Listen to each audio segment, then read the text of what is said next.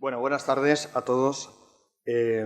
Hoy estamos aquí congregados en torno a Jesús Gornet Meliá, que es catedrático de Medición y Evaluación Educativa. Que no hay manera de que me aprenda el título y me lo he tenido que anotar porque es complicado de hacer. A él no le parecerá, pero a los demás, a los que no estamos en el tema, sí.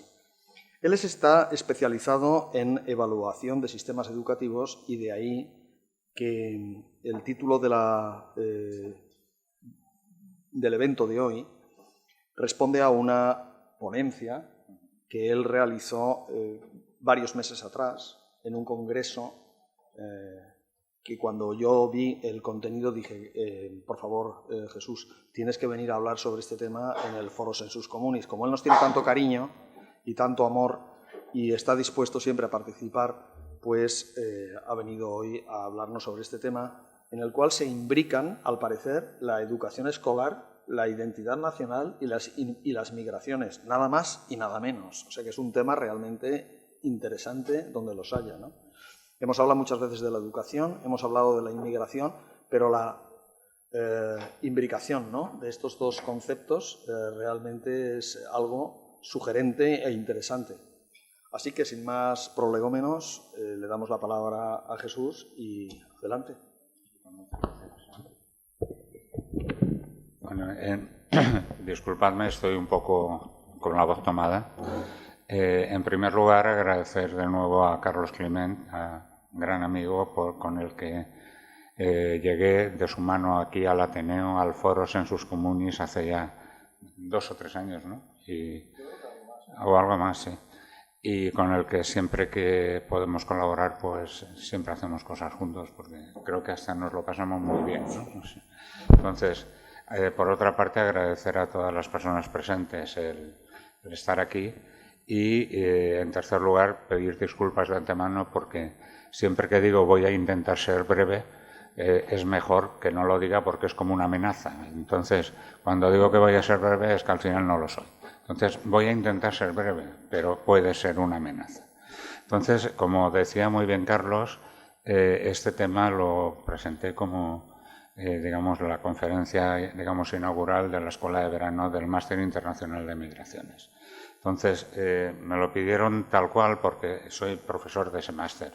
Ahí doy clases de evaluación a las personas que se quieren dedicar a trabajar con los temas de migrantes, bien sea en el ámbito, digamos, del bienestar social, o sea, de la Consejería de Bienestar Social, o en entidades internacionales. Entonces, los puntos que vamos a tratar van a ser básicamente los que tenéis en pantalla. Es decir, vamos a intentar contextualizar los conceptos de educación escolar, de identidad nacional y migración. Pasaremos por lo que son los modelos de intervención escolar con migrantes, el papel de la historia, luego haremos referencia a arquetipos y narraciones maestras y el rol de la educación informal. Al final hablaremos acerca de la identidad nacional y qué posiciones, creo yo personalmente, aquí estamos ya en el ámbito puramente de la opinión, que podrían defenderse a favor de una ciudadanía, digamos, del mundo. Fijaos, cuando empecé la conferencia en la otra ocasión, teníamos pues como entre 150 y 200 personas, todos ellos interesados en el tema de migraciones, y se me ocurrió pues plantearles lo siguiente, que España somos un país de migrantes, en realidad somos todos transeúntes en el país, hemos sido colonizados, hemos sido colonizadores, y hay una pregunta, es que por favor que levanten la mano cuántas personas saben los nombres y apellidos de todos sus bisabuelos y la localidad en que nacieron. ¿Cuántas personas lo saben? Fijaos que entre esos 150 entre 150 y 200, creo que levantaron la mano 4 personas.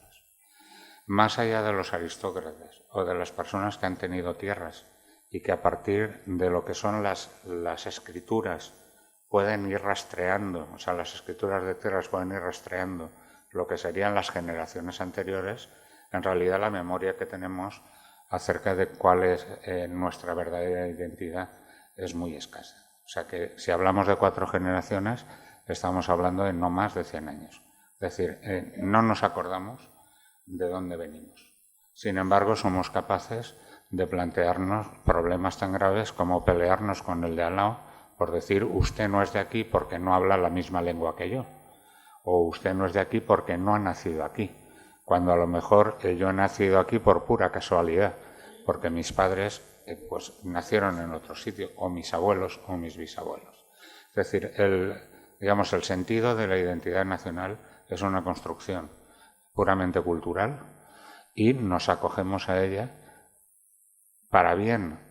Digamos, si tuviéramos un sentido de pertenencia que enorgullece pero sin excluir al que no lo tiene, la misma identidad que nosotros, o para mal, cuando ese sentido de pertenencia lo que nos hace es sentirnos superiores y entonces nos lleva a sentirnos desde un punto de vista supremacista, viendo a los demás siempre por debajo o de forma exclusiva.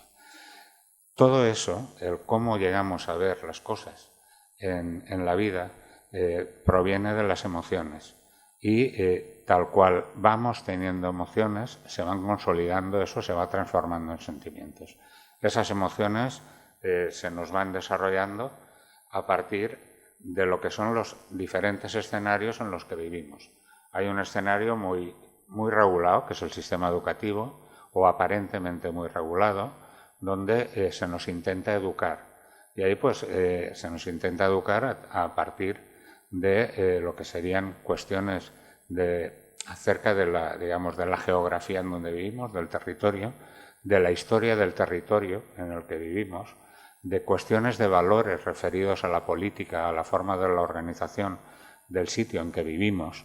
Es decir, siempre hay una referencia desde el sistema educativo a identificarnos en el entorno social y en el entorno sociopolítico en el que estamos desarrollándonos como ciudadanos.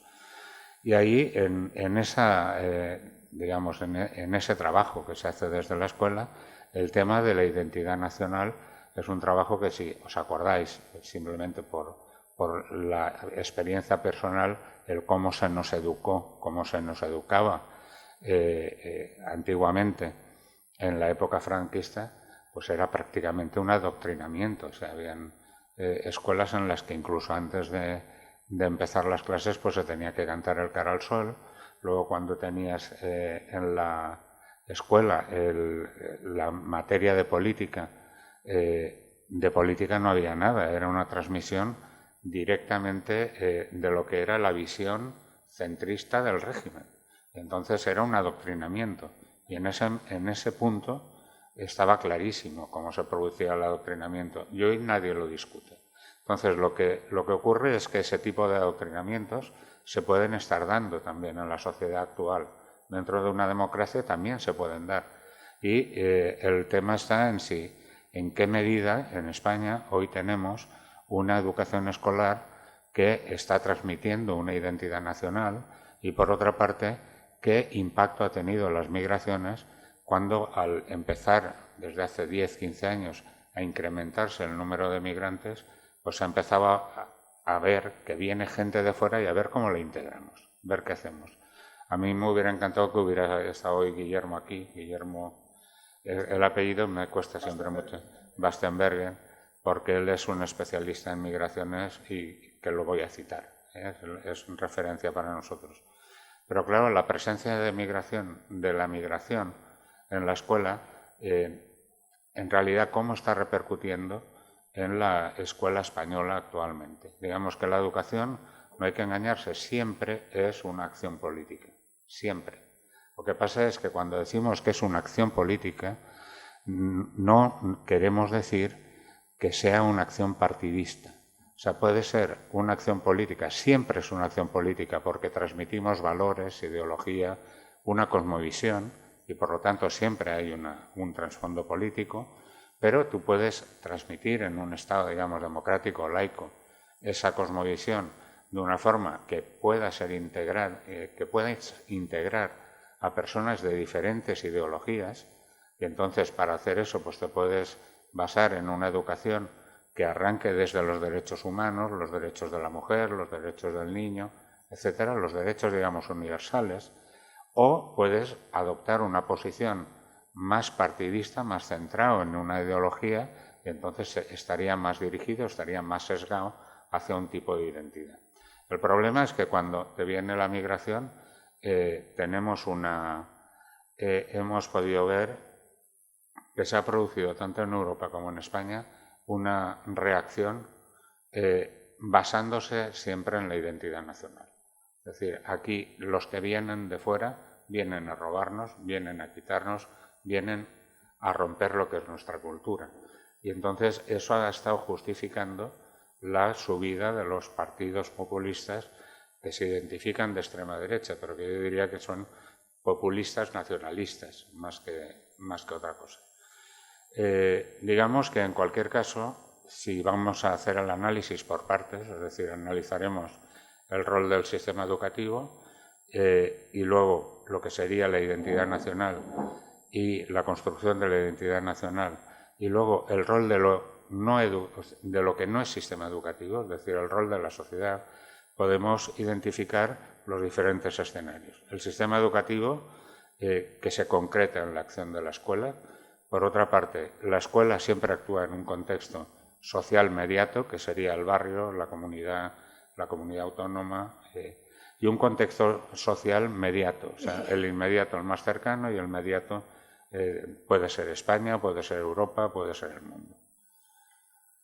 Entonces, en España, cuando se habla de si las migraciones están afectando o no, o pueden afectar a la imagen o a la identidad, digamos, nacional, estamos en alguna medida en una situación en la que no podemos afirmar nada, porque el sistema educativo español lo único que tiene en común es la estructura.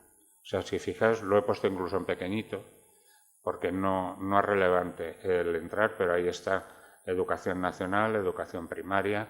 La estructura la compartimos en todo el país, pero detrás de esa estructura, el currículum, es decir, los contenidos que se enseñan, solo estamos obligados a compartirlos entre las comunidades autónomas en el 65%. Es decir, poco más de la mitad es lo que compartimos oficialmente entre las comunidades autónomas. Tened en cuenta que más allá de eso, por, digamos, directrices por el propio sistema educativo, lo que tenemos es que luego los centros tienen que hacer un plan específico de centro, adaptado al contexto social inmediato que tienen. Por lo tanto, la variabilidad que puede haber entre cómo se actúa en las escuelas de Valencia, entre los barrios, o entre las escuelas de Valencia, Cataluña, Madrid, Castilla y León, puede ser enorme. Es decir, lo único que podemos decir es que hoy en día en la escuela no sabemos con certeza digamos, qué influjo tiene en la creación de la identidad nacional española, porque hay 17 sistemas educativos, es decir, tantos como comunidades autónomas, más uno que reúne a las dos ciudades autónomas, Ceuta y Melilla, que las gestiona el Ministerio de Educación. Por otra parte, fijaos que sí que hay un análisis claro acerca de dónde nos vienen los migrantes. Los migrantes los tenemos concentrados, perdón, a dónde nos vienen, los tenemos concentrados básicamente en la enseñanza obligatoria. Prácticamente el 82% están en la obligatoria y casi el 10% entre bachillerato y formación profesional media. Entonces, los migrantes, que son el 9,17%, básicamente están en la obligatoria. Fijaos que la distribución en otro tipo de enseñanzas, en enseñanzas especiales deportivas, pues hay un 0,1% que da mucho de sí, porque luego muchas medallas las estamos ganando gracias a ese 0,1% que se nos nacionalizan y aunque tengan nombre extranjero van con la bandera española. En escuelas de idiomas un 3,5%, en artísticas 0,8%, pero como veis el grueso está en la enseñanza básica, en la enseñanza obligatoria. En cuanto a los centros, prácticamente el 80% están en centros públicos y de los que están en centros privados, el 14% están en privados concertados y el 6,5% en privados. Fijaos que ese 6,5% también lo que nos refleja es que son migrantes de alto nivel económico, mientras que los que están, ese 14%, son migrantes de bajo nivel económico. Entonces, siempre se ha establecido un debate entre que la pública asumía lo que no quería la concertada. Entonces, Carlos me dice, a mí me interesa mucho el tema de la concertada. En este caso yo creo que la concertada lo que pasa es que cumple lo que es la legislación. Digamos que no está obligada a más. Y entonces, si no está obligada a más, tampoco la Consellería le obliga a más. Entonces, si puede admitir a un porcentaje determinado de migrantes, los tiene.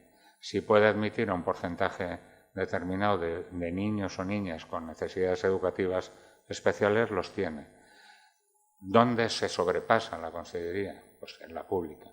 Pero eso, fijaos que no es un problema, digamos, de que la concertada diga no, sino que la legislación está hecha así.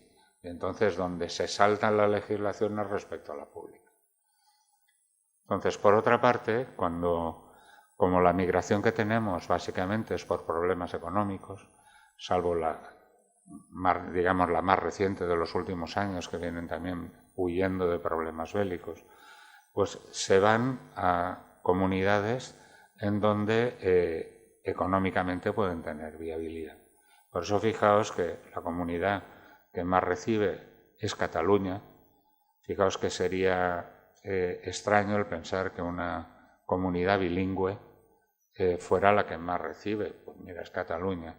Es verdad que esto no sé hasta qué punto es cierto o no, pero en Cataluña se planteó que preferían migrantes de países no latinoamericanos, o sea, de países que no hablaran español, que no hablaran castellano, que fueran que vinieran con otra lengua, y entonces era más fácil aceptar el predominio del catalán. Pero en cualquier caso veréis que tampoco es especialmente llamativo el cómo eligen los migrantes en función de la lengua que se van a encontrar. Lo que sí que parece claro es que, y por eso lo hemos señalado, es que si se nos concentran en Cataluña, Madrid, Andalucía y Valencia, es en donde más trabajo van a tener. Y por el tipo de formación que suelen traer, que es baja, pues es lógico que, por ejemplo, en Andalucía tenga un buen nivel de entrada porque tienen mucho sector dedicado a la hostelería y pueden dedicarse hacia esos ámbitos. Entonces, no obstante, fijaos que cuando analizamos el porcentaje de alumnado migrante distribuido entre comunidades monolingües y bilingües, nos encontramos que en monolingües hay un poco más, pero solo un poco más. Cuando analizamos cómo se reparten por centros, en los públicos hay más en monolingües, pero cuando se trata de privados está igualado, porque hemos visto la influencia que hay de los privados, es decir, de la gente que viene con buen nivel económico, dice, pues yo quiero llevar a mi hijo al colegio alemán o al norteamericano, o elijo cualquier otro que sea bilingüe. En síntesis, respecto a lo que es el sistema educativo como contexto, diríamos que lo importante es que faltan estudios al respecto. O sea, se están dando demasiadas opiniones acerca de qué pasa en el sistema educativo, cuando la realidad es que el sistema educativo no es uno. Tendríamos que analizar qué pasa en el sistema educativo de Valencia, qué pasa en el sistema educativo catalán, qué pasa en cada uno de los 17 sistemas educativos para poder hablar en realidad de este tema. Y eso no lo sabemos, en realidad. No tenemos aún estudios realizados. ¿Por qué? Pues porque se articula parcialmente la oferta curricular en todo el territorio español y la presencia de migrantes extranjeros es importante y desigual según la titularidad de los centros escolares. Tened en cuenta que también hay un déficit en el control estadístico. Siendo una España, una nación en donde tenemos, digamos, una diversidad cultural y de lenguas importante, sin embargo no hay control de lo que es la migración interna. Y estáis viendo que, o se intuye que, por ejemplo, problemas que se pueden estar dando en Cataluña se pueden estar dando también en relación a la migración interna. O sea, de hecho, las posiciones más duras que se pueden ver o escuchar a nivel político nos están transmitiendo un rechazo. O sea, están viendo al no catalán de lengua catalana nacido en Cataluña como extranjero, cuando precisamente hace muchos años, ya cuando empezó la democracia, el mismo Jordi Pujol dijo que catalán era todo el que residía en Cataluña, hubiera nacido donde hubiera nacido. Pues eso allí ha cambiado. Pero ese control estadístico de cómo se dan los flujos migratorios aquí no lo tenemos. La mayor concentración de alumnado migrante se da en las etapas obligatorias y lo que no tenemos tampoco control es el énfasis que se da en la enseñanza a las diferentes materias. Entonces puede ser que en unas comunidades autónomas se dé más o menos énfasis a la geografía. Yo recuerdo cuando estuvimos participando en el estudio del sistema educativo español en 1997, que nos extrañó que al ver libros de texto, allí pasaban de estudiar lo que era la comarca, luego pasaban a la provincia, País Vasco y Europa. Es decir, España era un salto. Entonces, iban contextualizando casi desde el caserío, ¿no? Dices, desde el caserío, en cuanto llegaban a tener Euskadi, pasaban a Europa.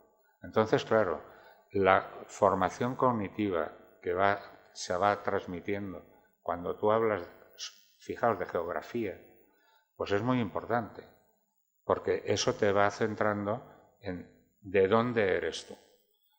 Al final acaba siendo de un sitio muy pequeño, porque el otro sitio que es intermedio, que es España, pues resulta que no existe.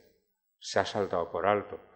Eres de la comunidad y eres europeo, o eres del mundo. Entonces, en cualquier caso, fijaos que en el sistema educativo hay un instrumento, aparte de la geografía, que es fundamental, y aquí creo que hay personas muy buenas precisamente en historia, y que si yo cometo digo alguna tontería, pues que me lo haga saber, porque yo no soy ningún especialista en historia. Pero la historia es como el instrumento central y vertebrador de la memoria identitaria, y por eso está en el centro de debate entre las comunidades autónomas. Digamos que el tratamiento histórico geográfico es desigual entre las comunidades autónomas monolingües y bilingües. Ya os digo, no hay estudios, pero sí que hemos visto que hay, en función de los libros de texto, no es lo mismo los libros de texto que se pueden usar en Castilla y León que los que se pueden usar en Cataluña. Entonces, el tratamiento que se hace de la geografía y de la historia es bastante diferente. Y lo que favorece es, en unos casos, en las monolingües, digamos, una visión más holista, es decir, más global, más española en general, y en las comunidades autónomas que tienen una segunda lengua, pues es mucho más local. O sea, se está utilizando la lengua y la cultura no como un elemento de inclusión, sino como un elemento de exclusión. Es decir, como un elemento para decir, el que no hable tal lengua no es de aquí, o el que no ha nacido aquí no es de aquí. Entonces, la cultura, que debería ser algo que nos uniera, o la lengua, que es un elemento de comunicación, no se ha utilizado nunca. Incluso fijaos, en el sistema educativo español no ha habido nunca ninguna materia que fuera relativa a que conociéramos a las demás comunidades autónomas. Es decir, yo recuerdo un chiste que te dicen, oye, ¿cómo se dice en vasco buenos días? Dice, pues egunon. Dice, entonces, buenas noches, ¿cómo se dice? Pues será egunov. Dice, pues no, mira, no es egunov, es gabón. Pero a mí, hasta que no he tenido buenos amigos vascos que solo sé decir buenos días y buenas noches, pero es que me hubiera encantado poder, porque he ido muchas veces al País Vasco, y poderles al menos dar los buenos días y las buenas noches y algo más. Me hubiera gustado lo mismo en gallego. Yo sé que muchos madrileños se han emocionado y han querido aprender algo de catalán o valenciano, como lo queramos llamar, porque se han emocionado con Serrat en catalán. O ahora con la Silvia Pérez Cruz, que no sé si la habéis escuchado, una chavala estupenda, catalana y catalanista independentista, pero que te pone la piel de gallina cuando canta. Y te puede cantar en castellano o en catalán o en cualquier otro idioma. Pero la gente cuando se emociona con la cultura se va acercando a la identidad. Y en este caso, fijaos que en el sistema educativo español no ha habido nunca ninguna materia que sea lenguas y culturas de la España diversa, que podía haber sido una materia a meter dentro del sistema si se quiere cohesionar España. La diversidad siempre se ha tratado como una cuestión que nos separa, no como una cuestión que es una riqueza del país y que por lo tanto se debería unir. La escuela, en ese caso, el problema es que normalmente cuando se analiza, se puede analizar desde dos perspectivas, como una unidad organizativa y entonces como si fuera una empresa, ¿no? Y entonces tendría que compartir objetivos y valores con el sistema educativo. Como hemos dicho, aquí tenemos 17 más 1, es difícil que se pueda compartir con el sistema educativo español y, por lo tanto, cuando se hacen análisis del sistema educativo nos encontramos que la escuela es mejor tratarla por comunidades, los sistemas independientes. Entonces, estas afirmaciones que serían generales para un sistema educativo más o menos integral, como se puede dar en Francia, que sin ser homogéneo totalmente, sí que hay una visión más global dentro del país, aquí no lo podemos hacer. Aquí hay que reconocer la diversidad que tenemos. Y la otra visión de la escuela, que sería una perspectiva integradora, es que la escuela es comunidad organizativa, el sistema, donde se relaciona la gente, es decir, es el escenario de convivencia, donde se transmiten conocimientos y se modela a la persona de manera formal, de acuerdo con las materias que se utilizan a nivel educativo, pero también de manera informal, de acuerdo con las influencias que nos vienen del contexto. Entonces, fijaos que cuando analizamos el papel de la escuela, podemos, en relación con la migración, podemos hablar de 3 modelos de intervención escolar. Esto los ha descrito precisamente Guillermo muy bien. El asimilacionista, el multicultural y el intercultural. El asimilacionista sería aquel que dice, bueno, yo pongo los medios como sistema para cuando me vienen migrantes que se puedan adaptar al sistema. Entonces les voy a enseñar la lengua y los voy a ir integrando. Entonces, ese en realidad es el modelo predominante. Si analizamos cómo se trabaja en el país, básicamente es el modelo que predomina y mal, porque no tiene suficientes recursos tan siquiera para que sea asimilacionista.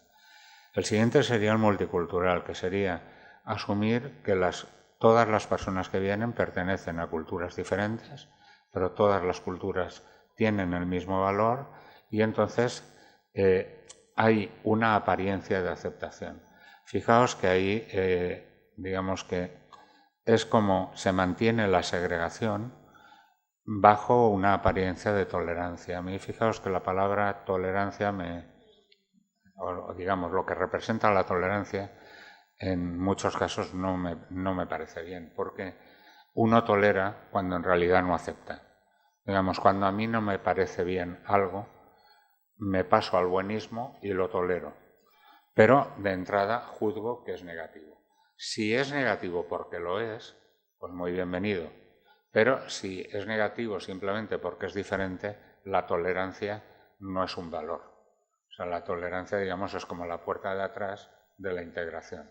Y por otra parte tenemos lo que sería el ideal, que sería la perspectiva intercultural, que lo que persigue es la inclusión real. Entonces, en el sistema educativo lo que se haría es intentar montar actividades en las que se intercambiara cultura. O sea, además de que es lógico que necesitas integrar a la persona en el idioma, necesitas integrar a la persona que viene también en la cultura, pero también que se ponga de manifiesto su cultura y haya un intercambio.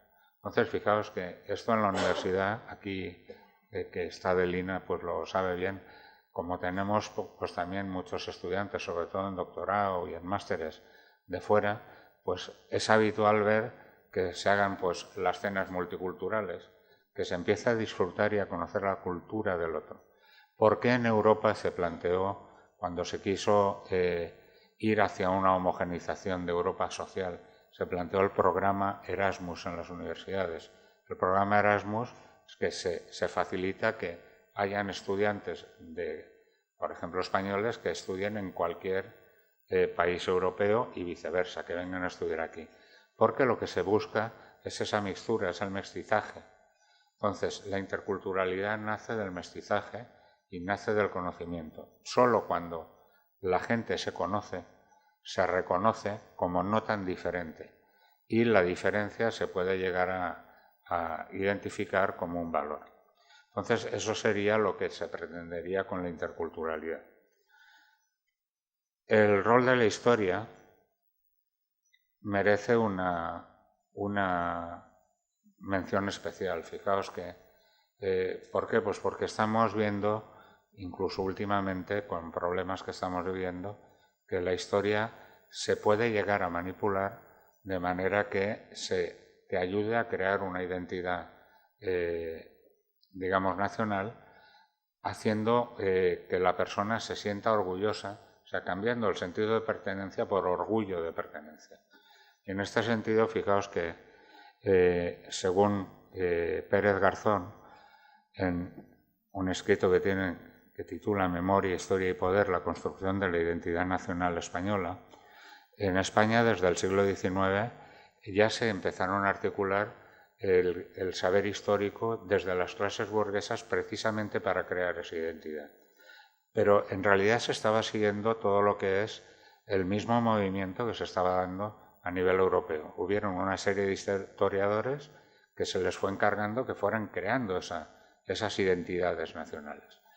Entonces, el historiador en esos momentos formaba parte de esa élite de poder cultural articulada en torno al Estado-Nación. ¿Por qué? Porque dotaba de memoria histórica a la sociedad. José Zaragoza, en el discurso leído en la Real Academia de la Historia el 12 de abril de 1852, dijo lo siguiente acerca del papel de la historia. Desde que los reyes no son los únicos árbitros de las naciones, desde que los pueblos han aspirado también a ser absolutos, la historia debe escribirse para todos, porque todos tienen que aprender de ella. Y más adelante dijo que por eso había que enseñar la historia de España a todas las clases de la nación para que conozcan su pasado, una por una, y sepan lo que pueden esperar y temer, lo que deben buscar y huir, según demuestran las enseñanzas del pasado. Fijaos que se le está identificando ya la historia con un valor de creación de identidad nacional. O sea, hoy en día da hasta un poco de reparo cuando vemos artículos de colegas, os digo, de pedagogos, que pueden ser de Cuba. Leí no hace mucho que estaban hablando del papel de los maestros en la creación y mantenimiento de la identidad nacional cubana, o en la de Bolivia. Y ahí se plantea como una cuestión no criticable, o sea, sino que se dice el maestro es vehicular en la transmisión para empoderar al colectivo.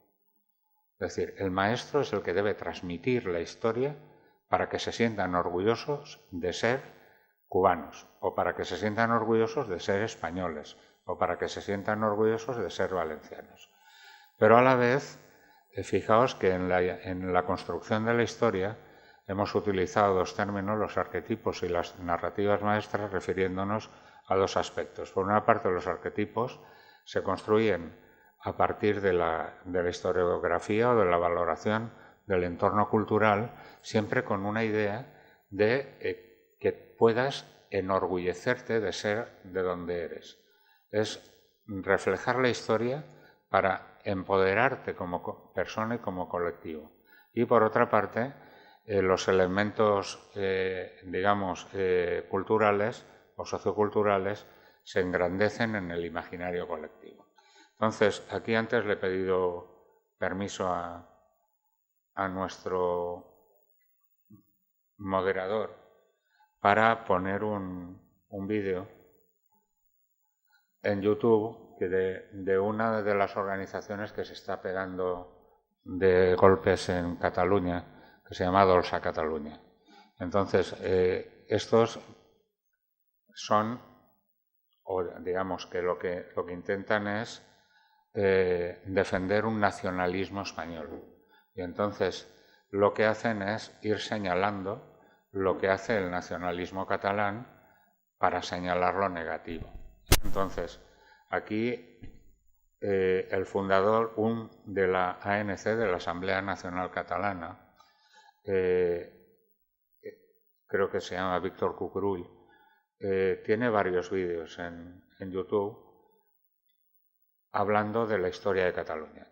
Pues me voy a callar un ratito y escuchad este porque merece la pena.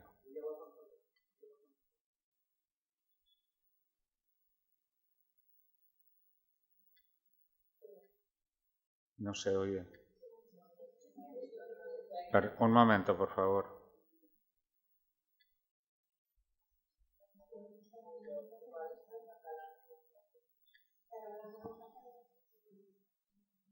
No, pero es que estaba... Pero da igual, es que aunque hable en catalán lo entendemos. Espectacular. Com a catalans sabem molt bé de fer les coses. No podran mai amb nosaltres, és impossible. No hi ha cap altra nació en el món que hagin arribat a un grau de civilitat com el grau de civilitat que arriba a la nació catalana. The first nation in the world. Això no li aneu explicant al Rajoy perquè, pobret, no en sap res d'això, eh? O sigui, aquests encara viuen a l'edat de pedra. El gran dictador Francisco Franco Bahamontes, no? Aquesta guerra, sobretot, té raó de ser per enfonsar Catalunya, no? Perquè si no, no tindria sentit aquests 3 anys de guerra. No, vas buscant i no trobes, no? Els 300 anys ominosos, que espero que ja els acabem d'una vegada, de dominació, diguem-ne, por derecho de conquista, cosa de nassos, no?, de la nació catalana per aquella colla d'indocumentats. Aquests senyors borbons, que encara en tenim un aquí i encara hi ha gent que el vota, que ja són nassos. La major part dels papers que es fan servir durant segles, sobretot per actes jurídics documentats, tractats, etc., és paper fet a Catalunya. Els turcs, que a mitjans del segle XV comencen a avançar i conquereixen Constantinoble, per cert, defensada pels catalans, Sirvent o Cervantes, digueu-li com vulgueu, que quan en el capítol 6 del llibre 1 del Quixot hi ha aquella escena al·lucinant de la crema de llibres, només salva els llibres catalans. Aquesta és molt bona, Amadís, que passa per castellà, però el nom mateix ja t'ho diu, que és català. Amadís, Padrís, és igual, quantes paraules hi ha d'aquestes, diguéssim, catalanes, no té res a veure amb el castellà, aquest nom. L'Amadís, el Tirant, l'Esplendian, etc. Els llibres que salva, diguéssim, el Quixot d'una manera simbòlica són llibres catalans. Què ens està dient Cervantes? Ens està dient al tanto que aquí està passant 2 coses. 1, que la gran literatura del famós siglo de oro és catalana, i 2, que qui es dedica a cremar llibres són els de la Inquisició. Allà hi ha un frare, diguem-ne, monumental, fotent llibres per la finestra perquè els cremi la criada a baix a la quadra, i per tant està descrivint un quadre esgarrifós, que és el que estava passant a finals del segle XVI, que s'estaven carregant la cultura i la literatura catalana. Curiosament, los grandes descubridores són uns senyors extremeños, ja es veu que no pot ser que aquells nanos, per molt bons nanos i molt intrèpids que fossin, es podien arribar a posar mai al cap d'anar-se'n a fer descobertes i empreses nàutiques. Hi ha una reina catalana, princesa, que és Caterina, casada amb Enric VIII, que és reina d'Anglaterra. I no us sona curiós que l'emperador Carlos se retiró en San Yuste, monasterio de Yuste? Hòstia! Sí, te'n vas a Yuste i t'ensenyen allà no sé quantes coses, però tot això és mentida. Escolti'm, què m'expliquen a mi de que l'emperador s'ha anat a retirar allà on Déu va perdre l'espardenya? Es retira del seu monestir de Sant Jeroni, Jerónimo de Yuste, no? Algo així. Sant Jeroni de la Murtra. Ell havia de ser necessàriament de nació catalana. És un senyor que es diu Joan Cristòfol Colom i Bertran. El senyor Colom el tenim documentat en una expedició, Johannes Skolm, amb un vaixell que se'n va i, curiosament, descobreix un continent nou a l'any 1477, és a dir, 15 anys abans de la descoberta oficial d'Amèrica, que és Terra Nova. En tots els llibres que us diguin que en Colom tornava per les Canàries, mentida. Colom tornava pel nord. Hòstia, me n'he anat de l'olla. ¿Qué coño es esto de la UDEF?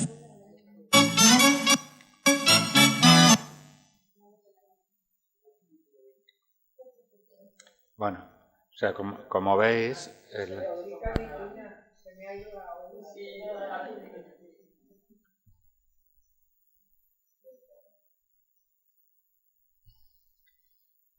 fijaos, como habéis podido ver, bueno, esto es una intervención pública y de una persona relevante en un movimiento, en ese caso catalán. He puesto este porque lo tenía a mano, no porque sea el problema que nos está fastidiando ahora un poco en la situación, sino que esto se puede dar respecto a Cataluña, se puede dar engrandeciendo el espíritu nacional español o engrandeciendo el noruego. O sea, da igual. Lo que él quería era simplemente ejemplificar que la historia se puede manipular de tal forma que sirva para crear unos arquetipos y unas narrativas que empoderen a las personas creando la identidad nacional. Entonces, desde ese punto de vista, fijaos que si esto se produce, o sea, si una intervención como la de este señor se ha producido en público, ¿qué puede pasar en las aulas cuando se cierra la puerta y quedan los maestros con su ideología, sin más, en acción? Entonces, sí que se pueden crear problemas como estamos viviendo, problemas de convivencia. En los momentos, y digamos para desdramatizar y sentirlo el tema desde más lejos, en la época hitleriana, Hitler llegó al poder por elección democrática y llegó a conseguir que se generara odio social contra los judíos. Porque no lo hizo él solo. Se hizo a través o utilizando también un sistema educativo y unos medios de propaganda, que era la educación informal. Entonces, fijaos que en todo contexto social, lo que es la manipulación puede llevarnos a situaciones que sean enormemente terribles, ¿no? Entonces, lo que tenemos es que no solo la educación, digamos, que se da en la escuela está actuando, sino que la educación que llamamos informal puede también tener digamos, una importancia muy fuerte. O sea, cómo se den las noticias en los medios de comunicación. el cómo, igual que se ha resaltado el uso del lenguaje, si el lenguaje sexista o no sexista, pues el hecho de que usemos de que se usen en los medios de comunicación determinados códigos, yo creo que habría que analizarlos. En el mejor de los casos, fijaos que se da un asimilacionismo y hay un nacionalismo identitario. En ningún caso, si os fijáis en las noticias, por ejemplo, como se están dando ahora, es nacionalismo catalán versus nacionalismo español. O sea, si no estás por el nacionalismo catalán y automáticamente te dicen fascista, no progresista y eres nacionalista español. Oiga, espere, yo es que no soy nacionalista. O sea, yo si pudiera, entiendo que es un desideratum, que es un sueño, pero si pudiera, estaría por la cohesión social a partir de la interculturalidad. No sé administrativamente, no tengo la solución para cómo administrativamente organizarnos, porque no sé cómo se podría dar en la situación actual. Hay demasiados intereses. El Estado-Nación existe desde hace 500 años y la realidad es que el mundo está parcelado. Entonces está parcelado con fronteras y está parcelado que dentro de cada frontera se estimula una identidad nacional. Ahora bien, en la construcción de lo que es la opinión pública se debería, o creo yo que sería más sano, poder exacerbar lo que sería el apego a los derechos humanos. Ayer fue el Día Internacional de los Derechos Humanos. La inclusión efectiva, la comunicación entre las diferentes culturas y la visibilización del valor de lo diverso.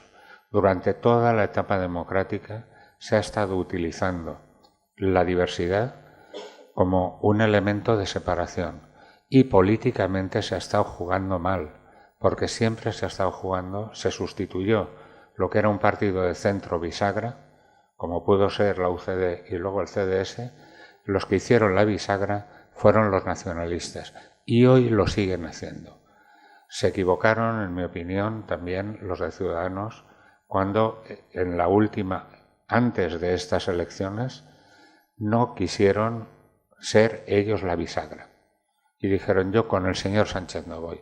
Pues si tú no vas con el señor Sánchez, le estás dejando el campo abierto a estos otros. Y ahí nos han dejado a lo que es la población en un estado de indefensión, porque hoy en día es difícil el arreglo. Pero, dices, de cara a las generaciones futuras, sería importante recordar algo que hizo la Unión Europea, que lo planteó ya en la cumbre de Lisboa del Consejo de Europa del año 2000, que era que cuando se amplió la Unión Europea con los países del este, después de haberse ampliado años antes con los países del sur, se encontraron con que nuevamente se iban a dar desigualdades socioeconómicas. Entonces dijeron, planteemos un modelo de desarrollo de la Europa social. ¿Cómo?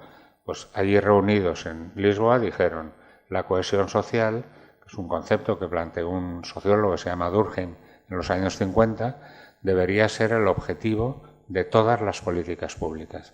¿Cómo define la cohesión social de una sociedad moderna? Como la capacidad de la sociedad para garantizar la sostenibilidad del bienestar de todos sus miembros, incluido el acceso equitativo a los recursos disponibles, la dignidad en la diversidad y la autonomía personal y colectiva y a la participación responsable. Esa idea es lo que debe mover todas las políticas públicas según el Consejo de Europa. Y eso lo tiene escrito y publicado, podéis acceder a ello por Google, por San Google, le pedís Consejo de Europa 2005 y veréis todos los lineamientos que establecen a nivel político para orientar las políticas públicas en esa línea. Y eso presupone un enfoque intercultural, porque Europa, de hecho, es intercultural, es multicultural, perdón. Entonces, para finalizar, hablaríamos de la identidad nacional ya desde una posición que os diría de deseabilidad. O sea, que es más un deseo, o aquí incluyo opiniones que son deseos, pero que lo veo difícil de que se llegue a ello. El recuerdo de lo no vivido, es decir, la historia se construye a partir de la historia que nos cuentan en la escuela, en la familia y en los medios de comunicación.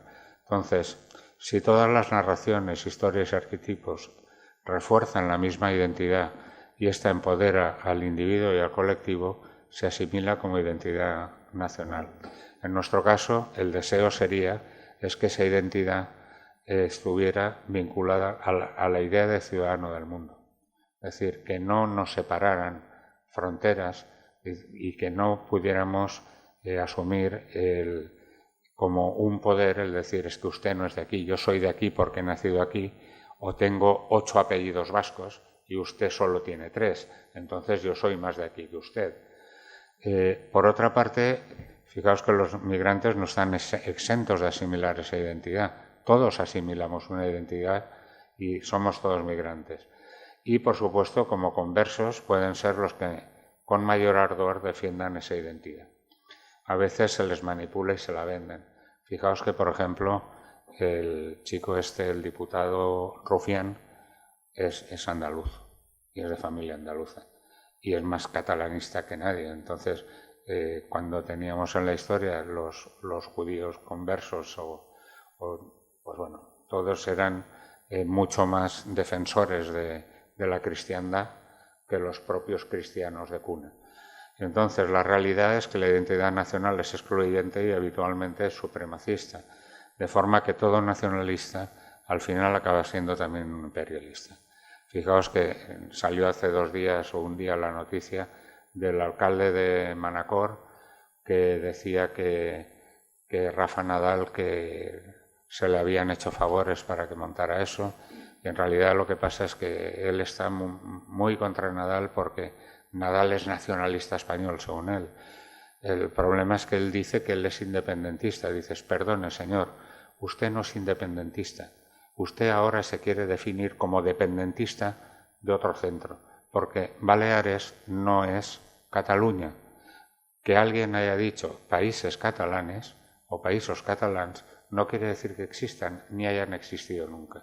Es una tontería tan grande como las que decía el señor Víctor Cucurull. Se le puede añadir. Es decir, si uno de Manacor dice yo soy independentista, refiriéndose a que es catalán, pues vale. Si lo pillas 2 o 3 siglos antes, se hubiera definido como inglés porque estaban allí. Entonces, es una tontería el seguir jugando por ahí. Y, por otra parte, el cómo, posicionarse a favor de una ciudadanía del mundo, pues con el reconocimiento de los derechos humanos, el lenguaje, teniendo en cuenta que es para comunicarse y que nunca debe ser utilizado como un factor que registra o impide la integración.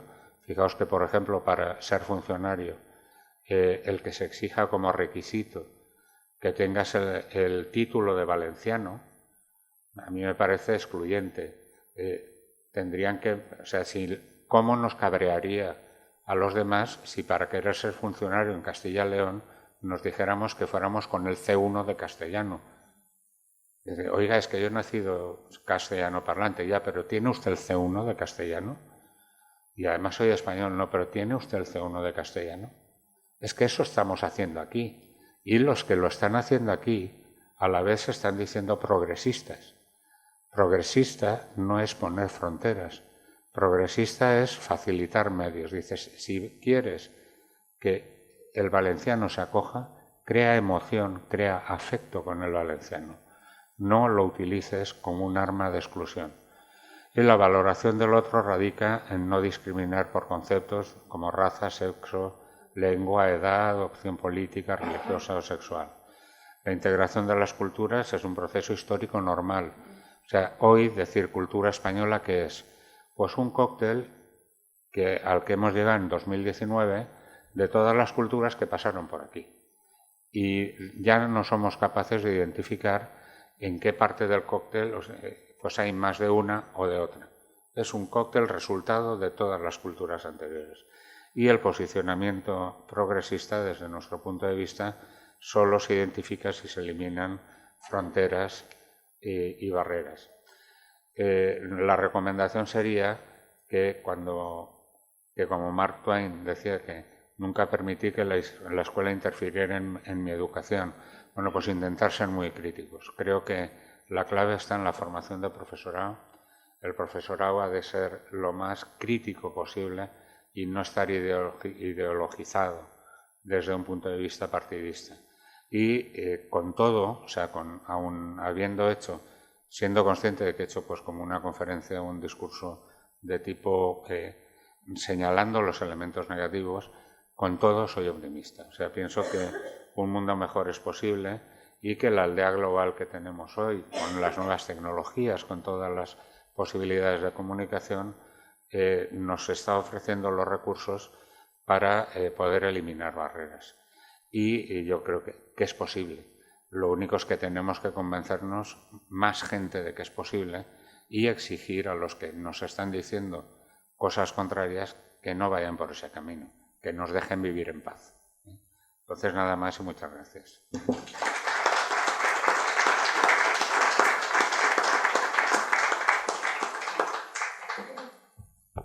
Bueno, ahora como siempre, Paco Cervera tomará nota de todos aquellos que quieran intervenir, expresar brevemente su opinión o hacerle alguna pregunta a nuestro invitado.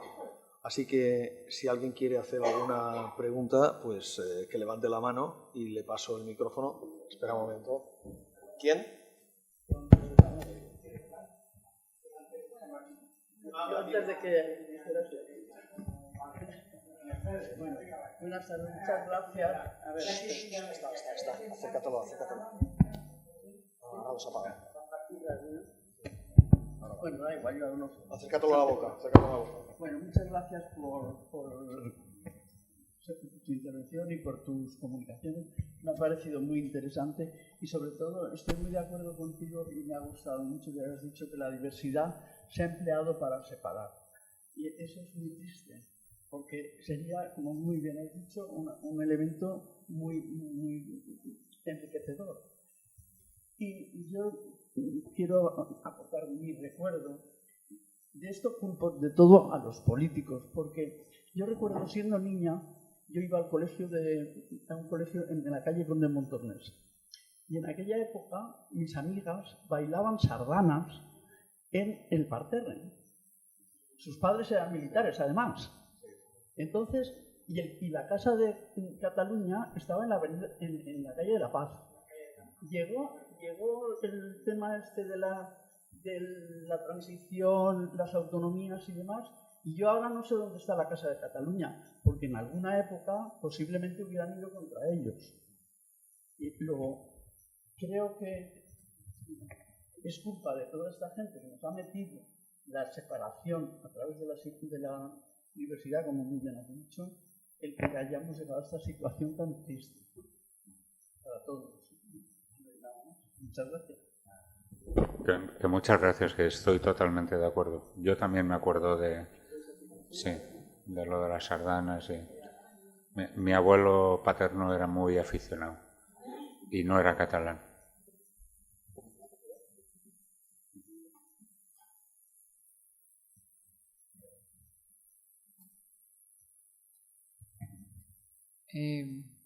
Gracias, ha estado realmente clarificadora y muy bien estructurada.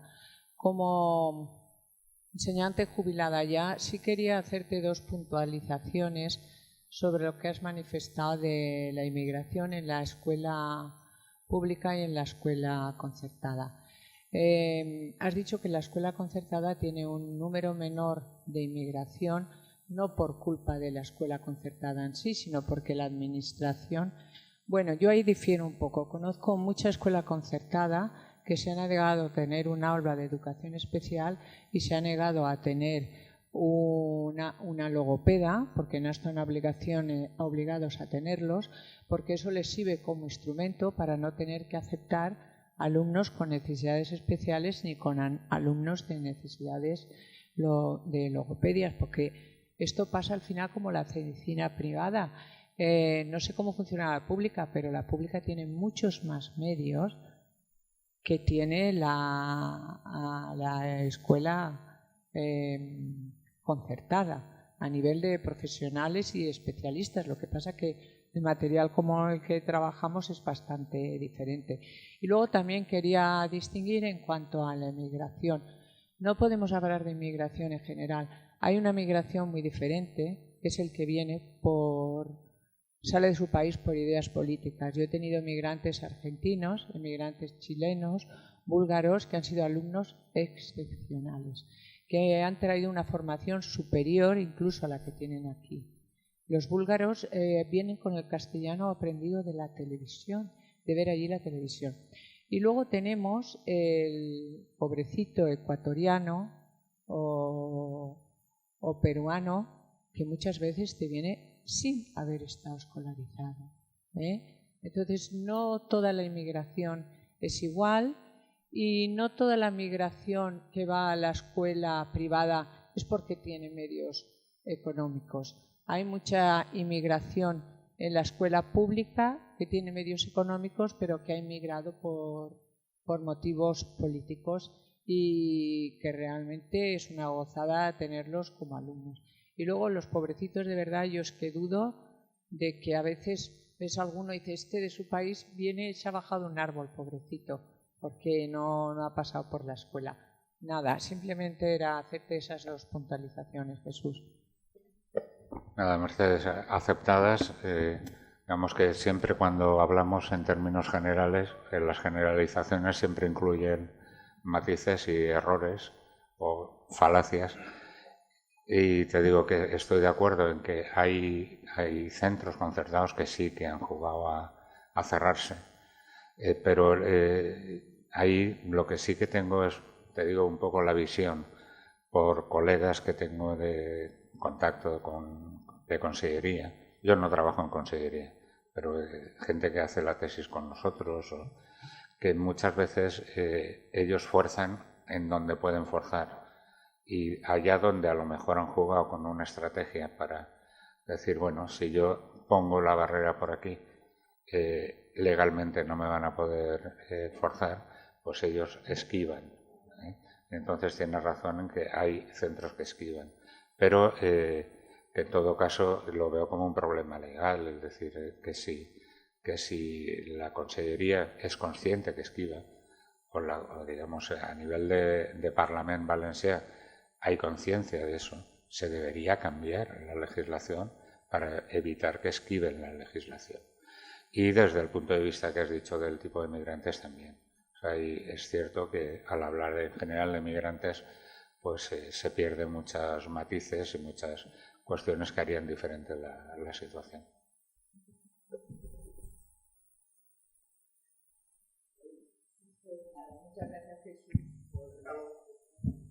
Muchas gracias por la explicación.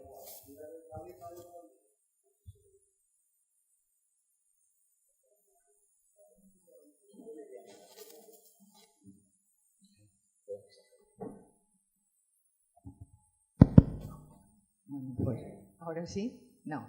¿Sí? Vale, pues nada, repito las gracias por tu exposición tan rigurosa y tan estructurada y sobre todo por ese humanismo que transmites. Yo quiero compartir contigo el sueño de ser de una sociedad global, la verdad es que sí. Entonces mi interrogante o mi duda que pongo ahora en la mesa es, creo que realmente vamos a una sociedad que se caracteriza por la incertidumbre. No sabemos lo que va a pasar con la tecnología, con la biométrica que ya está generando órganos, con los big data, con esos sistemas de comunicación tan sofisticados y por si fuera poco, estamos en una sociedad cada vez más polarizada a nivel de recursos económicos. La gente que está estudiando no sabe si va a encontrar trabajo ni dónde, los que están trabajando no saben si van a sobrevivir con lo que ganan ni si les va a dar el trabajo, los que estamos en la prejubilación no sabemos si nos van a llegar las pensiones. Y entonces yo creo que toda esa incertidumbre para la que los políticos ni la sociedad encuentran respuestas, encuentran una solución fácil mirando hacia atrás. Entonces yo creo que el nacionalismo excluyente, que es el que prima, es una mirada hacia atrás que no tiene nada que ver con los problemas que nos va a plantear el futuro. Entonces simplemente era esto, compartir esa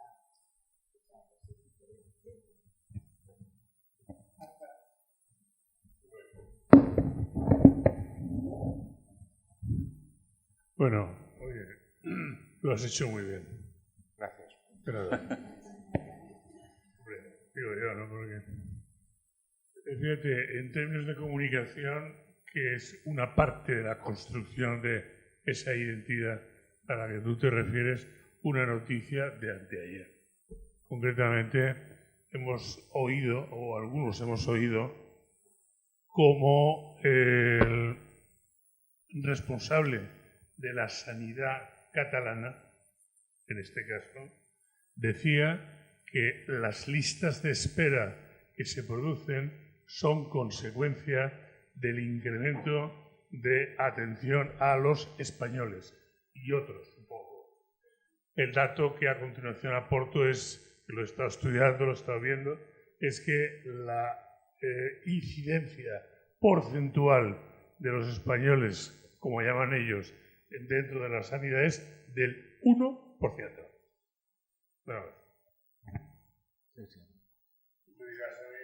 si eso no contribuye a la sensación de la gente que oye solo al responsable de la sanidad que eso es así, que por lo tanto la culpa, y siempre hay una dinámica para culparnos de todo.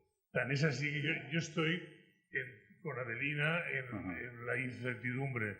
Hasta que no ha llegado Greta, yo estaba tranquilo. Y ahora me siento culpable de todo.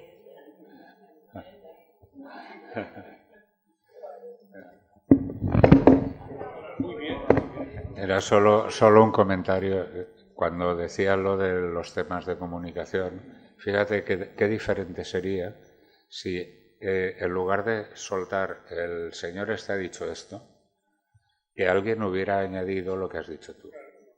No, miren, es que el periodista se hubiera remangado y hubiera buscado en las estadísticas y decir, a ver, ¿qué pasa allí?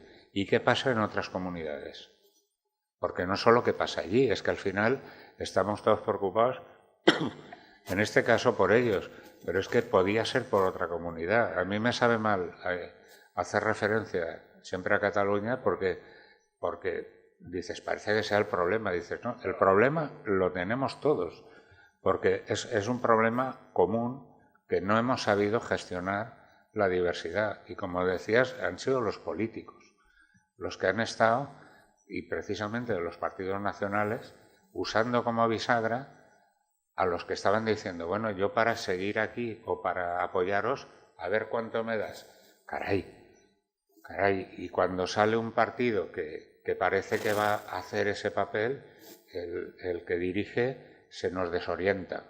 Y entonces al final acaba yéndose. Y dices, bueno, pues al final no sé qué soluciones vamos a tener.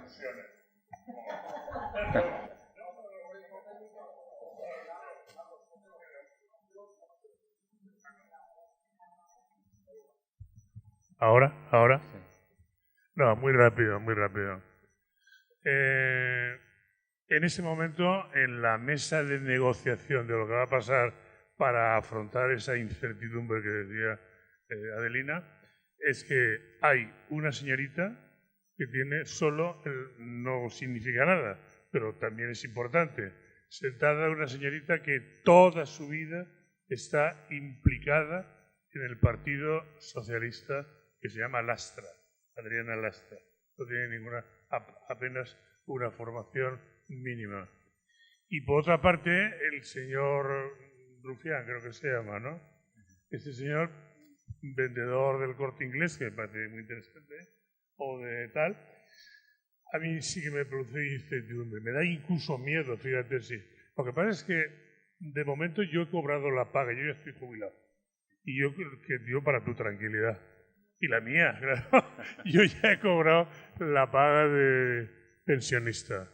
Ahora, ¿llegaremos a enero? Siendo optimista, vuelvo a pasarte por alusiones.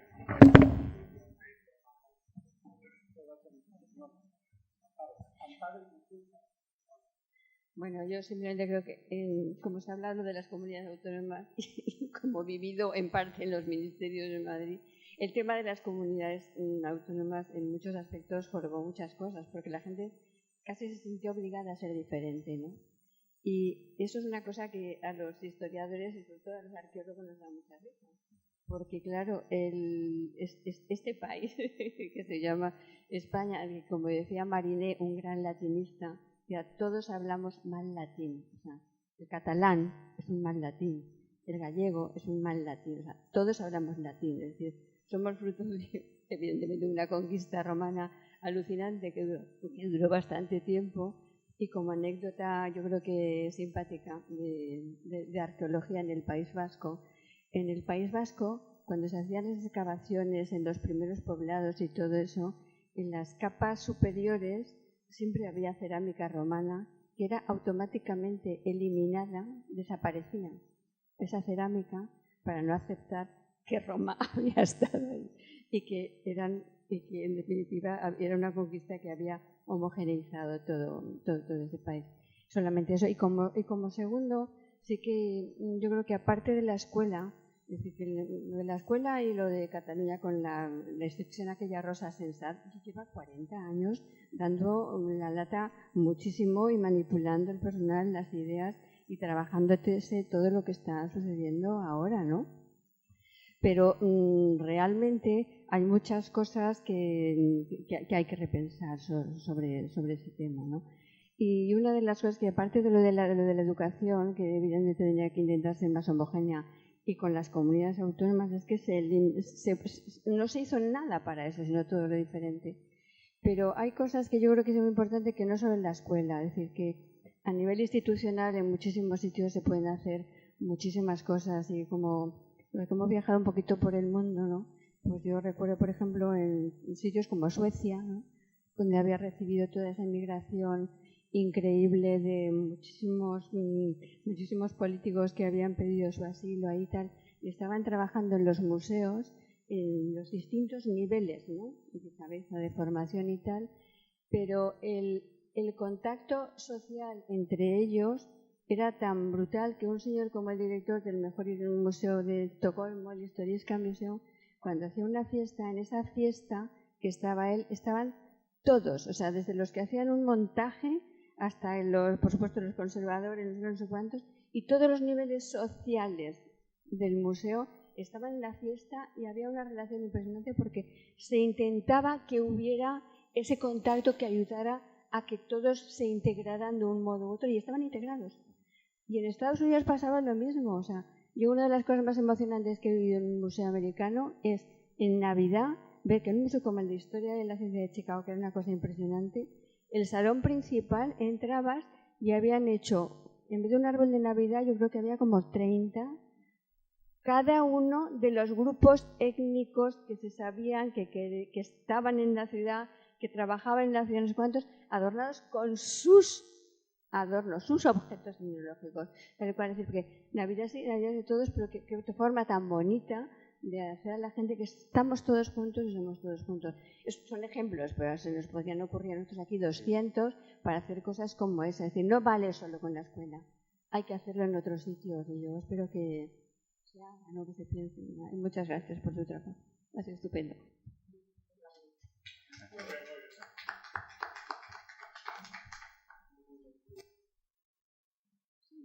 Un poco en la línea de lo que estaba diciendo ahora Amparo. He referido a tres niveles: el de la asimilación, el de la multiculturalidad. La asimilación es que absorbe, ¿no?, la cultura dominante a la cultura dominada. La multiculturalidad implica un respeto a cada una de las culturas que hay en una sociedad. Y luego te has referido a la interculturalidad como una especie de asimilación recíproca, ¿no? O no sé exactamente cómo sería eso. Y la pregunta que yo te haría es, vale, muy bien, eso es muy bonito en teoría, pero en la práctica, ¿cómo se desarrolla la interculturalidad en esta sociedad, por ejemplo, de Valencia o en cualquier otra sociedad en general? Es decir, ¿qué vías de conexión entre las distintas culturas hay? Porque yo, por ejemplo, en mi vida no creo que me relacione nunca con un ecuatoriano, salvo que venga a cuidar a mi madre o algo así. Y creo que muchos de nosotros tengamos relación con ninguna otras personas con las que habitualmente nos desenvolvemos. Es decir, con otras culturas es difícil que interconectemos, ¿no? ¿Tú crees que hay alguna posibilidad real de que esa intercultura, ese interculturalismo se lleve a efecto y por qué vía se podría llevar a efecto? Yo creo que la posibilidad real está a la vista. O sea, somos consecuencia de una interculturalidad histórica.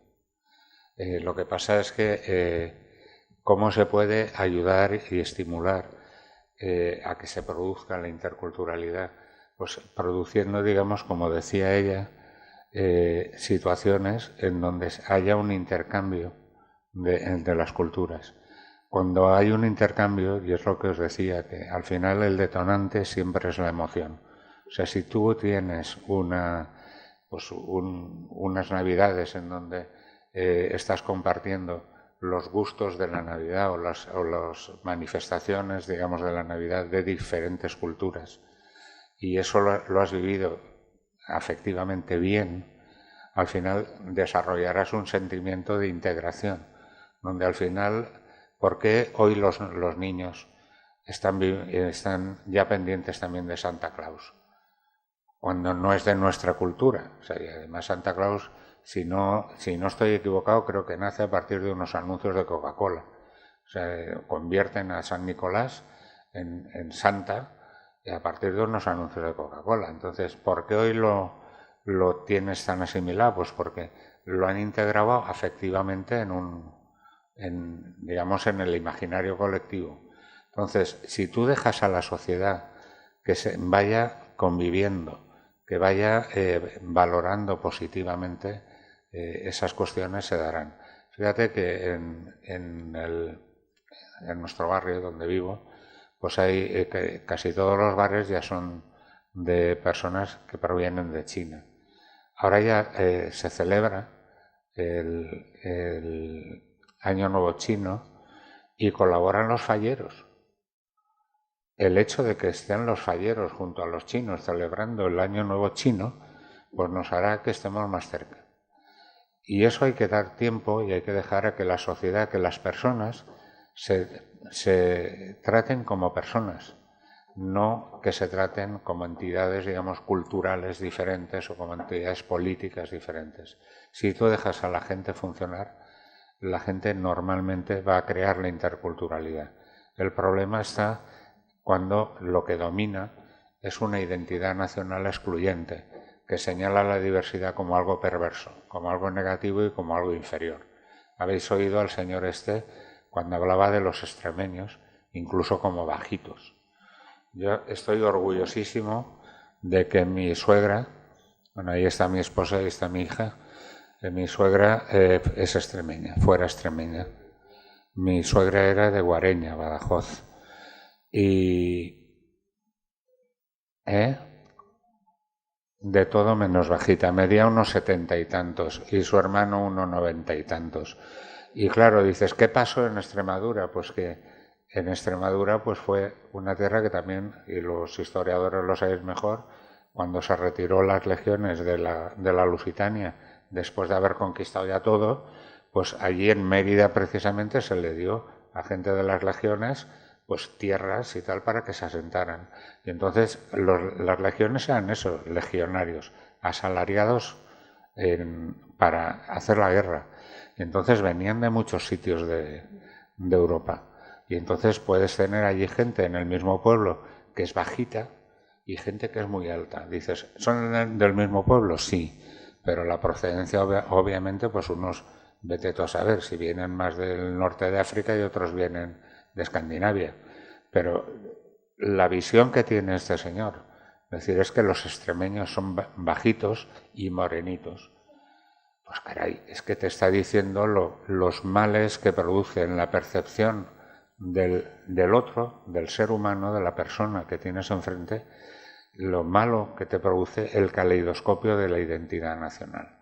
La identidad nacional es un problema y desde ese punto de vista tendríamos que estar siempre defendiendo el que yo quiero mucho a España, yo quiero mucho a Valencia, me siento muy valenciano, me siento muy español, pero os aseguro que no levantaría la mano contra nadie porque dijera yo no soy español. No querría que se levantara la mano contra nadie. creo que lo mejor, y estamos en un mundo en el que todo esto de las naciones, si analizamos en tiempo histórico, es una tontería montada en los últimos años de la historia.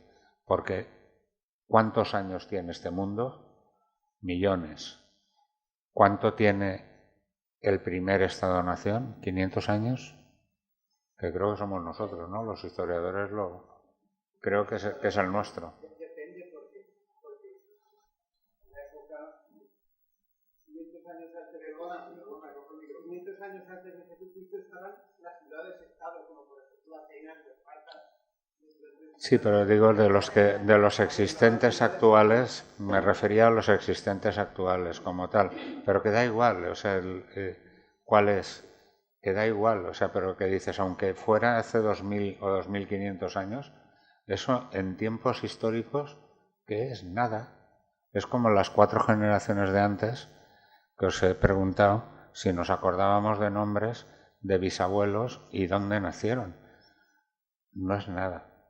Y sin embargo, te ves que hay gente que está empeñada en afirmar la identidad nacional como una espada que levanta contra el otro. Entonces, la idea pues era eso, es decir, lo que podamos hacer desde la educación para intentar cambiar eso.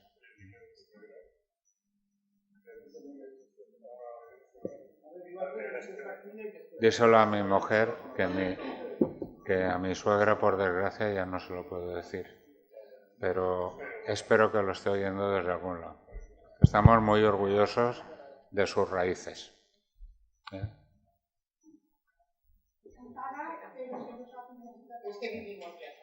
Nada, tranquilos.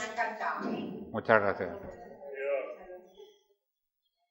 Bueno, Jesús, ¿se oye esto? Sí. Nada, muchas gracias por la charla. Me sumo a las gracias que ya te han dado. Cuando yo he visto la palabra aldea global, inmediatamente me ha venido a la memoria la encíclica Laudato Si del Papa Francisco, que habla de la ecología, pero no solamente de la ecología en lo que se refiere a la naturaleza, sino también al cuidado de la persona humana. Y entonces, él dice así, dice, no somos propietarios del mundo, somos herederos del mismo, y por tanto también somos transmisores del mundo a las generaciones futuras. Por tanto, tenemos que cuidar no solamente la naturaleza, que ahora está muy de moda, la ecología, sino también a la persona. Bien, para mí creo que es un error, y estoy muy de acuerdo en muchas cosas de las que has dicho en la charla. Creo que es un error. El Papa habla de ciudadanos, somos ciudadanos del mundo. Esto de dividir naciones y tal, bueno, pues quizá ser ciudadano del mundo es una esperanza más a futuro, ¿no? Pero dice, es un error no cuidar ni la naturaleza ni el cuidado de las personas. Dice, el cuidado de los ancianos es un trabajo que nos está viniendo. No hay que estar muy preocupado por el futuro, porque los bolivianos, los ecuatorianos y tal, sobre todo ellas, nos están enseñando que el futuro está en el cuidado de los ancianos. Nos vamos a hacer ancianos todos. Y como todos nos vamos a hacer ancianos, vamos a necesitar de cuidados. El cuidador es el trabajo del futuro. No olvidemos esto, porque yo cada vez estoy más convencido. Las tecnologías, los robots no cuidan a los ancianos.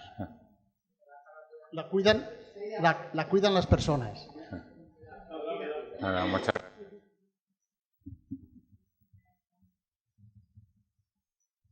Bueno, yo vuelvo a la intervención de Carlos cuando ha dicho la interculturalidad, que la solución sería la solución. Yo pienso que para nosotros, yo mayor, me resulta muy difícil, incluso con mis conocidos, cada vez me aíslo más. Y en la interculturalidad yo creo que se tiene que trabajar, como tú muy bien has dicho, en la escuela. Y a los niños les resulta mucho más fácil el conectar con los que son diferentes, el establecer lazos y todo eso, y esa es la esperanza que queda. Pero yo me pregunto ahora que hay algunos de estos emigrantes que nos llegan o que han llegado, que les resulta difícil incluso el comunicar su cultura. Me estoy refiriendo ahora a los marroquíes y a los africanos en general. Porque yo, en mi pueblo concretamente, han llegado, es un pueblo muy pequeño, pero han llegado los marroquíes. Y las mujeres se reúnen un rato, ¿no? Y cuando llegan las mujeres del pueblo, se disgregan, se separan. Yo no sé si será por influencia de los propios maridos que no querrán que se relacionen con las del pueblo, o ellas mismas que no lo quieren. Eso, pero me lo cuentan a mí la gente del pueblo, ¿no? Sin embargo, hay rumanas en el pueblo que están perfectamente integradas y los niños igual. Los niños, claro, en la escuela, creo que no van a la escuela en el pueblo porque ni siquiera los llevan fuera, no sé cómo funcionarán en la escuela.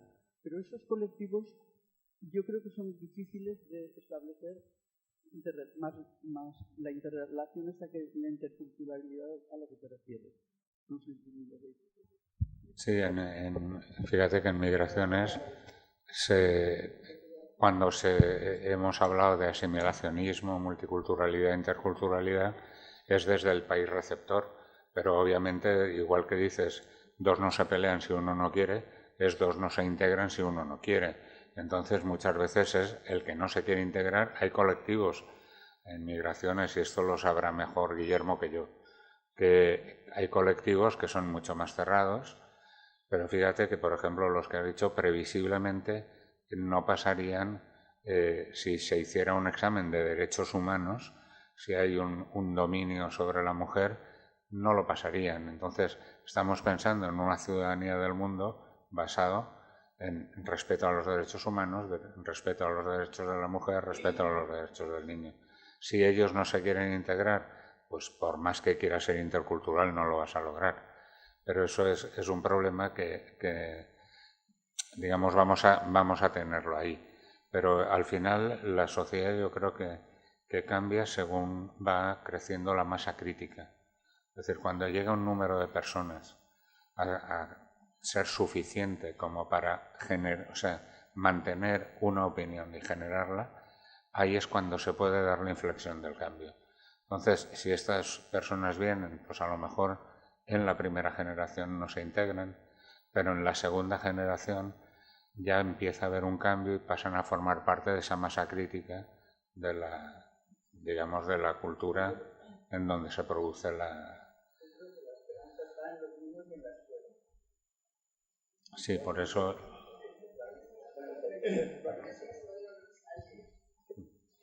Bueno, Jesús, no voy a decir que has estado muy bien, entre otras cosas por no ser reiterativo. Y no quiero aludir a Carlos para que no nos vuelva a hablar de rufianes y lastras. Yo creo que lo único que va a salvar al mundo es el humor. Y intento deciros que salvemos el mundo con humor, porque con este tema, menos mal, Eduardo, que has hablado, y nos has dicho que nos vamos a hacer viejos. Yo me voy a cuidar. Cuídate. De todas formas, una pequeña reflexión, como todos leéis, pues yo también leo un poquito, que dice: la condena a la inmigración como causa de todas las desgracias contrasta con la ocupación por parte de empresarios liberales de condiciones de trabajo degradante, mientras se azuza a los trabajadores locales bajo el grito de nos quitan el trabajo que no queremos hacer. ¿Inmigrantes en la ayuda a la dependencia? Sí. ¿En los invernaderos o en la recolección de fruta? Sí. ¿En la escuela de nuestros hijos? No. Joder. Segunda toma. Has puesto un vídeo. Yo no me he reído en ese momento porque hacía feo. Pero yo digo, en todas partes hay descerebrados. No solamente en Cataluña, En todas partes hay descerebrados. Y yo, viendo ese vídeo, me fijaba en la mujer que estaba al lado. Qué cara de póker tenía la pobre. Como decía, joder, lo que tengo que aguantar. Fijaros en esto y veréis cómo es bueno. Y luego, dos cosas. Sabéis que no soy, y si no lo repito siempre, no soy nada nacionalista. Por tanto, no quiero ser imperialista. Me molestan las fronteras. Y a mí me gustaría que cuando alguien dice países catalanes, no hiciéramos caso. Porque es la misma tontería que otros cuando dicen países hispánicos. Y entonces eso no une, eso distancia. Y entonces eso es lo que yo quería decir. No nos distanciemos, no sabéis, los que no lo sepan, que yo vengo a estas reuniones por estar con vosotros y por luego tomarme una cerveza.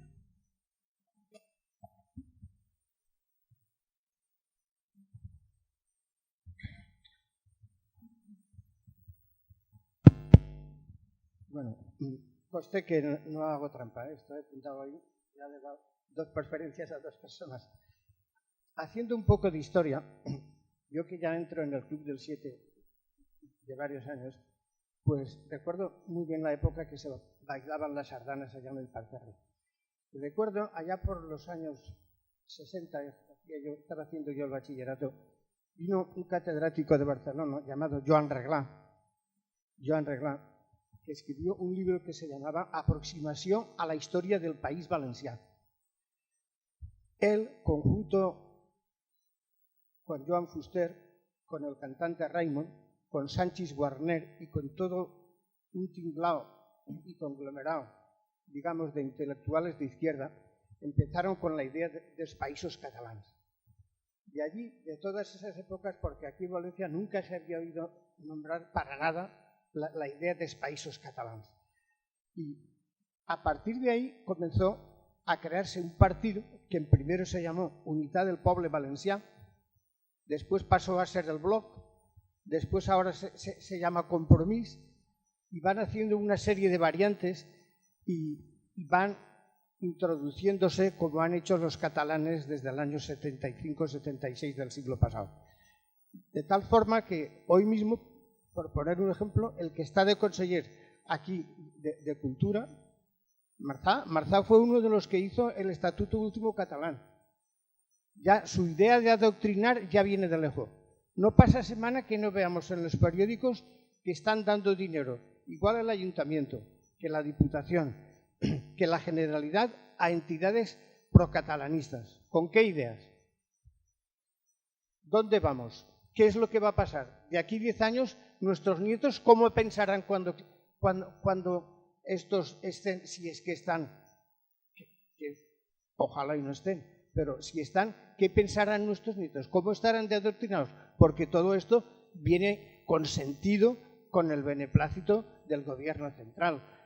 Las ideas vascas y las ideas catalanes ya hace muchos años que con el beneplácito de los gobiernos centrales para que les ayudasen a aprobar los presupuestos han ido haciéndole una serie de concesiones a los nacionalismos y a los independentismos que hoy se les ha ido el problema de las manos.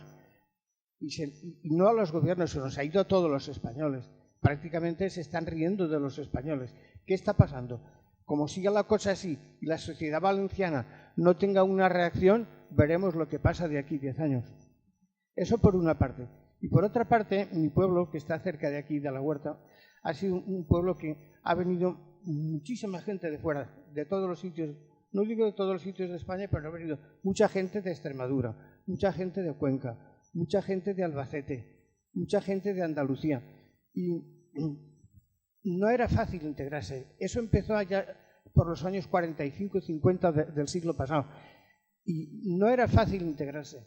Por ejemplo, mi pueblo, que siempre ha sido tradicionalmente hablando valenciano, cuando hablábamos valenciano entre nosotros, decían, oye, a mí háblame en cristiano porque si no yo... Y tú tenías que renunciar a tu valenciano de toda la vida para hablarle a él en castellano. Son cosas que hay veces que la inmigración y el multiculturalismo, como estaba diciendo usted antes, pues en vez de unir lo que hacen es distanciar. Y esto es una cosa que mientras la gente no se mentalice va a tener difícil solución. Vale. Hay que hablar 5 idiomas. No, contestar no, simplemente comentar un poco que aunque hayamos tomado... que haya tomado referencias con un problema que es que tenemos ahora, el tema de Cataluña, que como decías tú, locos hay en todos lados, y que es resaltar que para mí la locura es el nacionalismo, que ahora estamos viendo más de cerca ese, pues es ese. Antes pudo ser otro y mañana será otro. ¿Qué puede pasar? Pues que deberíamos a nivel escolar empezar a hacer cosas que no hacemos, que es, por ejemplo, evaluar los libros de texto que se dan y evaluarlos con comités de historiadores que sean independientes de verdad. Y entonces que puedan decir, oiga, que este señor, aunque diga esa barbaridad de si Colón era esto, si Cervantes era catalán o escribió el Quijote en catalán y luego se tradujo. Bueno, pero es que, claro, dices, si tú formas al profesorado en una línea y luego además tienes los libros de texto que digan esas cosas, pero eso no lo sabemos. O sea, yo no tengo suficiente formación histórica, o sea, eso me puede parecer una burrada, ¿vale? Pero me parece una burrada también porque creo en lo que me han enseñado de historia. Entonces, me gustaría que hubieran historiadores independientes que pudieran, claro, a nivel objetivo, valorar si los libros de texto reflejan bien las cosas. A nivel, por ejemplo, de geografía, pues lo mismo. O sea, el que se pueda transmitir una visión del mundo que sea lo más integral posible. O sea, el hacer ese salto que os decía del pueblo, ya pasarte a Europa, como aquel que dice, pues vamos mal.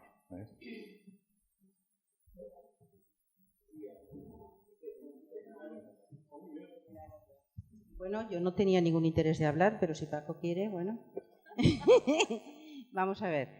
Voy a ser muy breve porque es tarde y muchísimas gracias. Yo no sé si la respuesta la tiene que dar un psicólogo, si la tiene que dar un sociólogo, si la tiene que dar un psiquiatra, no lo sé. ¿Por qué tememos y por qué rechazamos tanto al diferente? ¿Por qué? No tengo respuesta. ¿Por qué es diferente a mí en el color? ¿En la cultura? ¿Por qué es rico? ¿Por qué es pobre? ¿Por qué es alto? ¿Por qué es bajo? Si es guapo, si es rico, si es culto, lo acepto mejor. Pero si es pobre, si es feo, si es inculto y si es incómodo, lo rechazo. ¿Por qué me quedo con los guapos, ricos, cultos, maravillosos? Y rechazo al que es como yo, pero ha tenido posiblemente unas vidas y unas circunstancias diferentes a las mías.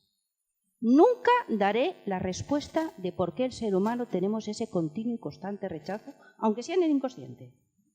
Me reitero y me repito y termino, que siempre lo tengo en la mente, las palabras de Ortega y Gasset, tanto en España invertebrada como en la rebelión de las masas, ya en el año 1921, y como cuando hablamos de Sócrates siempre decimos que no aprendemos nunca, la condición humana siempre es constantemente crónica, decía, basta que tú seas diferente a mí, y lo hago extensivo a cualquier concepto, que aunque lo que digas sea magníficamente eficaz, estupendo y maravilloso, yo te lo voy a rechazar, porque eres diferente a mí.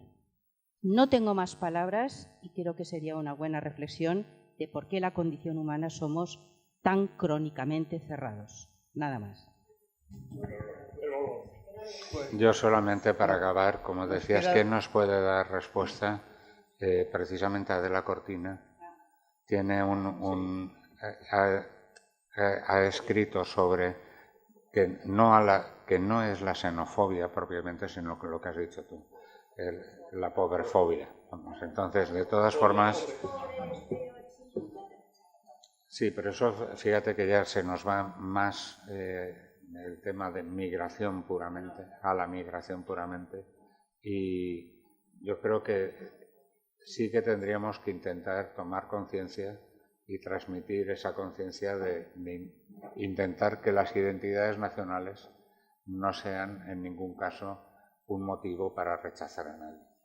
Y que lo que es la cultura y la lengua sean motivos para compartir, para enriquecernos y nunca para separarnos. Bueno, yo por mi parte, de verdad, muchísimas gracias. Bueno, pues muchas gracias por todo. Hasta la próxima. Muchas gracias.